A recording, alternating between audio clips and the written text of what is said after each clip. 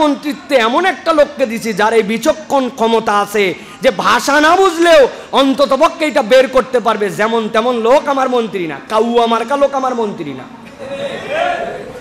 অপদার্থ আমার মন্ত্রী না, যে জাতির পালস বোঝে না, মানুষের হৃদয়ের অনুভূতি বোঝে না, এরকম অপদার্থ মন্ত্রী না, তুমি অন্তত পদার্থ মন্ত্রী।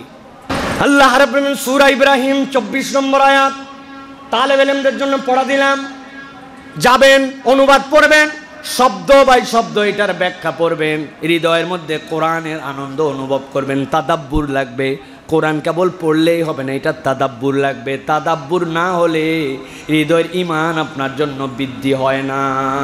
আল্লাহ কোরআনুল কারীমের মধ্যে বলছেন, আলাম তারা কাইফা দারাবাল্লাহু মাসালান কালিমাতান তাইয়িবাতান কাশাজারাতিন তাইয়িবা আসলুহা সাবিতুন ওয়া ফারউহা ফিস সামা। আমার আল্লাহ রাব্বুল আলামিন বলছেন, এই দুনিয়ার মানুষ, রব তোমার কি উদাহরণ দেন জানো নাকি? একবার অনুভব করে দেখেছো নাকি? আল্লাহ রাব্বুল আলামিন বলছেন, কালিমাতান তাইয়্যিবা, কালিমাতুন তাইয়্যিবা। কালিমায়ে তাইয়্যিবা কি? তারা বলছেন এই কালিমায়ে তাইয়্যিবা হচ্ছে লা ইলাহা ইল্লাল্লাহ। এই কালিমায়ে তাইয়্যিবা হচ্ছে বান্দা যেই নিদা দিয়ে আল্লাহ রাব্বুল আলামিনকে ডাকে। আল্লাহ বলছেন কাশাজারাতিন তাইয়্যিবা, এইটা হচ্ছে এমন একটা গাছ যেই গাছটা হচ্ছে পবিত্র।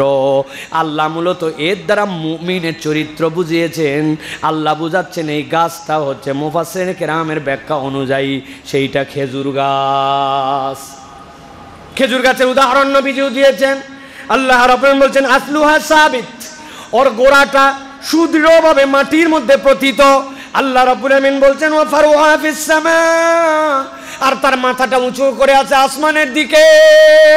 আল্লাহ বুঝাতে চান যদি কেউ একজন ইমানদার হয়ে যায়, ইমানদার যদি একবার ইমান তার বলিষ্ঠ করে, আল্লাহ বলছেন এটা এত গভীর, এত গভীর। আল্লাহ এই ইমানের বেসটাকে এত গভীর করেছেন যে ওই বেসটা যখন উপর দিকে ওঠে, যত উপরে ওঠে সেই জায়গায় কোনো ময়লা ছুঁতে পারে না, সেই জায়গায় তাকে কিছু নাপাক করতে পারে না। আল্লাহ বলছেন সেটা এত সুদৃঢ়। আল্লাহ রাব্বুল আলামিন এই আয়াতে কারিমার দ্বারা বুঝিয়েছেন ইমানদার যখন ইমানকে মজবুত করে আল্লাহর জিকির করে, আল্লাহকে ডাকে, একটাও তখন এই জমিনে থাকে না। আল্লাহ পবিত্র কথাগুলাকে উপর দিকে উঠায় নেন। মুফাসসিররা বলছেন আল্লাহ কেন বললেন কাশাজারাতিন তাইয়্যিবা? আল্লাহ কেন এখানে নাখলার কথা বললেন? আল্লাহ কেন খেজুরের গাছের কথা বললেন?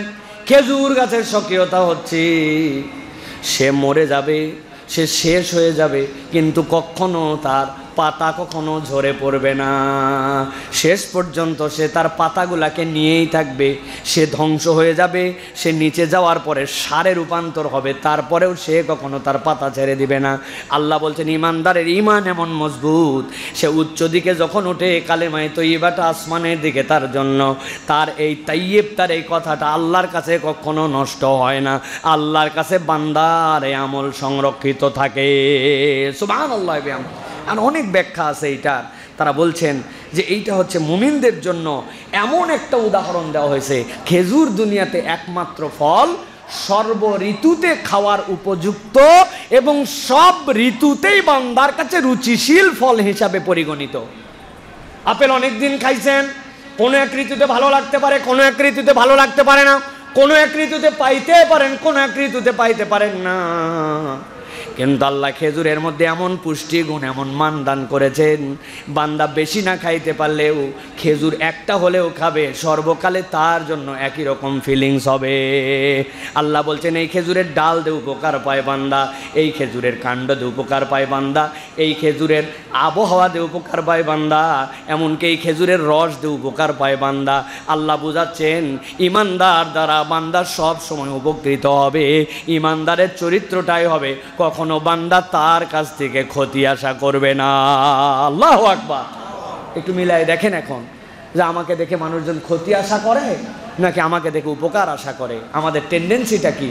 মানুষ অনেক সময় বলে বাবা যা হয়েছে হয়েছে, এই লোকে অন্তত জানাস না, উপকার তো দূরের কথা আরো ক্ষতি কিছু করতে পারে, জানাস না অন্তত, বলে না ভাই?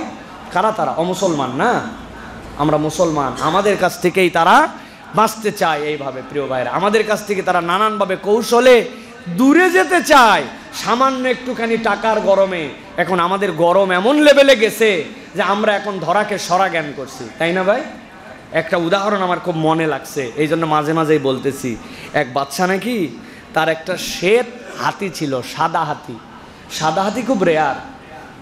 নবীজি আবার এই বাচ্চার ব্যাপারে দোয়া করেছেন যে তোমরা তার ব্যাপারে গালাগালি করো না, সে যদি আমার সময় পেত তাহলে সে ঈমান এনে ফেলতো। নবীজি সাল্লাল্লাহু আলাইহি ওয়াসাল্লাম তার ব্যাপারে বলেছেন ওই বাচ্চার সাদা হাতি তার হাতির আস্থা বলে। আর উনি যে দেখেন একটা ছোট্ট ব্যাঙের বাচ্চা লাফ দিয়ে ওই সাদা হাতির কপালের মধ্যে লাথি দিয়ে নিচে বসতেছে। উনি তো অবাক হয়ে গেছেন যে একটা এতটুকু ব্যাঙের বাচ্চা দুই নোকে ধরা যায়, সে সাদা হাতির কপালে লাথি মারে, ব্যাপার কি? তো উনি তড়িঘড়ি করে তার মন্ত্রী পরিষদের মধ্যে এসে তার মন্ত্রীকে দায়িত্ব দিয়েছে যে মন্ত্রী, তোমার কিন্তু 1 মাস সময় দিলাম, কল্লা কিন্তু গর্দান থেকে চলে যাবে। তুমি এই যে ব্যাঙের বাচ্চা সাদা হাতির কপালে লাথি মারে, এত বড় সাহসের কারণ কি তোমার খুঁজে বের করতে হবে। মন্ত্রী বলছে যে 1 মাস অপেক্ষা করার দরকার নাই, আজকেই আমার ধর থেকে কল্লা আলাদা করেন। বলছে কেন? বলছে আমি না বুঝি ব্যাঙের ভাষা, না বুঝি হাতির ভাষা, ব্যাং মারছে হাতির লাথি, আপনি দিয়েছেন আমার উদ্ধার করার দায়িত্ব, আমার দ্বারা কেমনে সম্ভব? আজকে আমার ধরের থেকে কল্লা আলাদা করেন।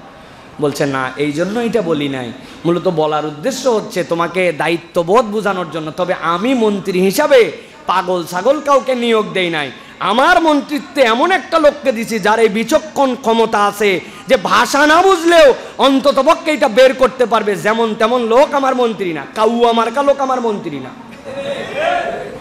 অপদার্থ আমার মন্ত্রী না, যে জাতির পালস বোঝে না, মানুষের হৃদয়ের অনুভূতি বোঝে না, এরকম অপদার্থ মন্ত্রী না, তুমি অন্তত পদার্থ মন্ত্রী। বলছে ঠিক আছে আমি চেষ্টা করতেছি। উনি গেছে লোকজন নিয়ে, যাওয়ার পরে বলছে দেখতো থাকে কোন জায়গায়, দেখছে ওই জায়গায়।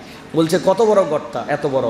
উনি দেখছেন তাকায়া যে যেই জায়গায় ব্যাঙ বসে, ব্যাঙ ঢোকার পরে ব্যাঙের নিয়ম সে ঘুরে মুখ বাহির দিকে দিয়ে বসে, ব্যাঙ কখনো ভিতর দিকে মুখ দিয়ে বসে না। কিন্তু এই গর্তটা এত ছোট যে ভিতরে ঢুকে সে মুখও বের করতে পারে না। এই জন্য ব্যাঙ যখন ওই তার গর্তে ঢুকে সে ব্যাক গিয়ারে ঢোকে, সোজা যাইতে পারে না, পেছন দিক দিয়েই ঢুকে ওই জায়গায় বসে। বাহ, এতটুকু গর্তে ব্যাক গিয়ার দিয়ে ঢুকে, ব্যাপার কি? ওরে বাইর করতো। বাইর করার পরে দেখে যে ওই সময় যে দিরহাম ফুটা পয়সা, ব্রিটিশ আমলের ফুটা পয়সা থাকতো না, একটা 1 টাকার ফুটা পয়সা, ভিতরে ফুটা থাকতো, একটা দিরহামের ছোট্ট পয়সা ওই ব্যাঙের গর্তের ওই জায়গাতে রাখা। ও যখন ব্যাক গিয়ার দিয়ে ঢোকে ওর নিতম্বটা তখন ওই পয়সার উপরে পড়ে। উনি বাচ্চার কাছে এসে বলছে বাচ্চা সব ক্লিয়ার। বলছে কেমনে? 1 মাস সময় দিলাম, তুমি ঘাবড়াই গেলে, আর এখন 1 ঘন্টায় ক্লিয়ার। বলছে বাচ্চা যাইয়ে দেখি গর্ত এত ছোট, ব্যাক গিয়ারে ঢোকা লাগে, তবে ব্যাক গিয়ারে ঢুকলে হবে কি, ওর নিচে একটা ফুটা পয়সা দিরহাম আছে, ওইটা তার পাছার উপরে পড়ে, এই পয়সার গরমে ও এত বড় হাতির কপালে লাথি মারে, নিজের ওয়েট বোঝে না।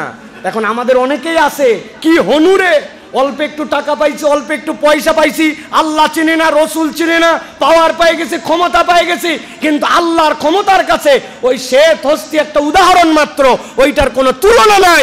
অতএব আল্লাহর ক্ষমতার কাছে দুনিয়ার টাকা পয়সার গরম দিয়ে কোনো লাভ